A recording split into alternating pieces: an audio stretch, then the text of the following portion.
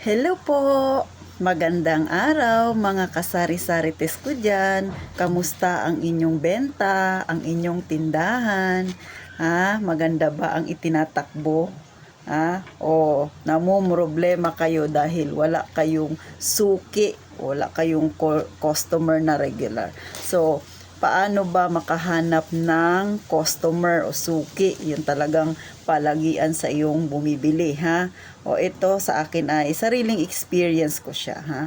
Sa totoo lang, ako ay wala akong matatawag na suki talaga o customer ko. Maliban syempre yung kaharap kong bahay, sa akin talaga bibili yun kasi nasa harapan ko sila. Pero yung sabi na sa'yo talaga sasadyain ka, talagang ikaw yung suki nila, ay wala po akong ganon. Bakit? Kasi nung ako ay nagtayo ng aking tindahan, marami nang may tindahan dito sa amin. Siyempre, suki na nila yung tindahan na yon. So ako, nangangapa pa talaga ako. So yung unang way ko is medyo mababa ang aking presyo. Yun ang una kong naging way, ha? Medyo mababa ang presyo ko. Kasi syempre, hindi pa ako kagalingan noon sa pagtitindahan. Bagamat may background na ako dahil yung mother ko may tindahan dati. Pero iba kasi yung actual na, yung ikaw na mismo ang nagpapatakbo ng sarili mong tindahan o negosyo. So ganun, wala akong matatawag na akin. Kaya doon ako kumapit sa way na yun na medyo mababa ako ng piso. Pero habang tumatagal, siyempre may bumibili na yan sa'yo, medyo nakikilala ka na niya, nakikilala ka na ng mga customer, sumasabay na ako sa presyo nila. O ganon, medyo tumataas na ako ng konti. Pero pakunti-kunti, hindi bigla. Siyempre, at saka yung ibang mga style, medyo na-adapt ko na ng kaunti. Hanggang sa dire-diretso na, halos magkaparehas na talaga kami ng presyo. Pero sa customer, wala. Yung talagang suki mo. Pero ako, ang ginagawa ko, kapag syempre, lalo na ako sari-sari store, maliit lang ang aking tindahan. Kahit maliit ang aking tindahan, sinisigurado ko ang aking tindahan ay malinis. Pangalawa, kahit pa konti-konti, meron ako, Kasi nung nagsimula ako, talagang maliit lang, talagang aalog-alog ang tinda ko. Pero habang tumatagal, dinadagdagan ko yung tinda ko. At saka, number one na pwede mong gawin is, huwag kang magsasabi kay customer pag bibili siya sa'yo na wala. Wala na, ganyan. Pagka bibili, kunwari, wala akong tinda na ganon, may bibilhin siya sa akin, tapos wala akong tinda. Ang sasagot ko sa kanya ay, kauubos lang or naubos na. So, ganon. So, ang instinct ng customer is, meron ka talagang tinda, kaya lang naubos na. So, number one yan, mga kasari-sari, na huwag niyo sasabihin na wala. Talagang meron, Tapos, nililista ko yan. Yung mga binibili ni customer sa akin na wala ako, nililista ko. Tapos kinabukasan, bibilihin ko yan siya. Pero kunti lang yung bibilihin ko. Siguro mga 4, 5, ganun lang. Lalo sa gamot, pakunti-kunti lang yung aking binibili. Para meron ako. Kasi alam ko, babalik ulit yung customer na yan. Bibili ulit sa akin ng ganun. Hahanapin niya ulit sa akin yon. So, pangalawa ko namang ginagawa, yung magkaroon ako ng conversation o pakikipag-usap sa aking mga customer, nakikipagbiruan ako, gino-joke ko sila minsan, para humaba yung aming, syempre tataon mo yun pag wala ka masyadong customer. So ganun ang ginagawa ko, tapos tinatanong ko yung pangalan niya, lalo yung mga bata, gustong-gusto nila na binibiro-biro sila, kasi syempre number one din sa magiging target mo is yung mga bata. Madalas sila yan ang inuutusan ng mga nanay, ng mga tatay, o diba? O ganon, bibiru-biruin mo sila. Kailangan maging palagay ang loob nila sa iyo. So, sa pamamagitan nun, magkaroon ka ng customer. Pero kasi ako nga nung umpisa, wala pa talagang customer. Pero ngayon, hindi ko rin masasabi na may regular customer na ako. Pero dahil mga bata ang madalas na inutusan, syempre, sila yung aking target, sila yung aking kinakausap palagi, dinadaan-daan ko sa biro, ganon. Ganon ang aking strategy.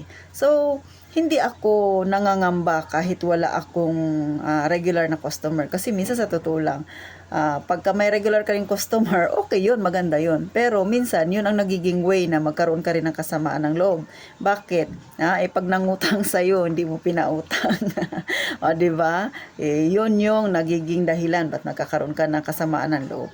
Pero sa number one na may papayo ko sa mga maliliit ang tindahan na kagaya ko, huwag na huwag kayong magpapautang, ha? Huwag ninyong panghihinayangan ng isang customer. Kunwari, regular nyo na siya na customer, tapos uutang sa'yo.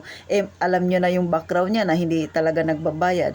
Huwag nyong panghihinayangan ang ganong customer kasi baka yan ang magpabagsak ng inyong tindahan, ha?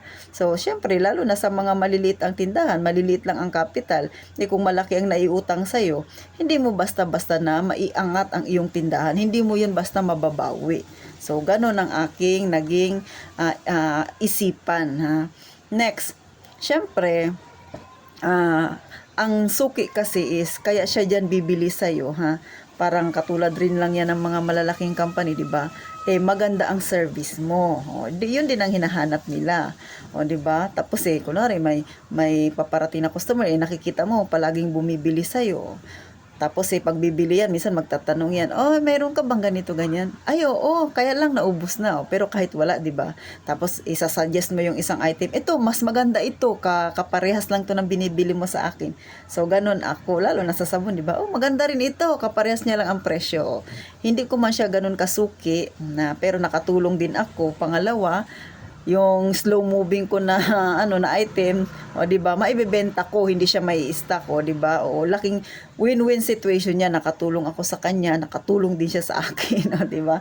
Ganon 'yon, ha. Kaya wag kayong mag-alala kung wala kayong suki na matatawag, as long as hindi kayo nagpapautang, marami pa diyan na mga customer na bibili sa inyo, ha. Wag manghihinayang sa mga customer na medyo pasaway. So, ganun po ang aking payo, ha. At saka, alam nyo mga kasari-sari, ha. Siyempre, sa lugar natin, pag sinabing sari-sari, marami talagang bata dyan. Maraming bahay, mga ganyan. So, ili-level natin yung ating sarili, ha. Ang ating mga paninda. Huwag tayong magtitinda na hindi nila ganun ka-afford. Ang ititinda natin, yung kayang-kaya ng bulsa, ha. Yan ang tutulong sa'yo para kahit wala kang customer, pero kikita ka pa rin. Bakit? Alam nila yung paninda mo, naabot ng kanilang bulsa. Di ba? Kaya ganon. Kaya kayo mga kasari-sarites, ganon ang strategy na maaari ninyong gawin sa inyong tindahan, ha? So, paano? May natutunan ba kayo sa aking mga sinasabi?